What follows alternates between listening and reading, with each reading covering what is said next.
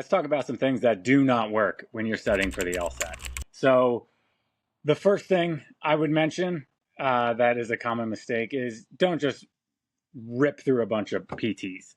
That is the biggest mistake that I see. People just go in, they hammer practice tests, they go from one to the next to the next to the next. They're not refining, they're not learning the concepts first. They burn through a bunch of materials, and then when they get to the end of their studies, they don't have a lot of fresh PTs to take as they're leading into the exam, which becomes this double-edged sword of you burned a bunch of practice tests, you didn't learn a lot from doing it that way, and at the end, you feel like, oh, I got to retake some practice tests. I'm not sure these are accurate.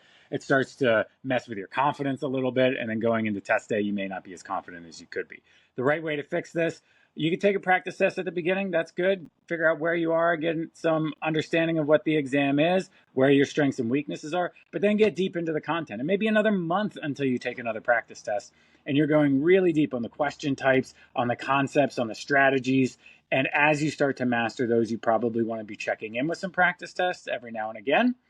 And then start to do some section work as you're getting closer to the exam. You're ramping up those practice tests. And that's the right time to start hammering out practice tests.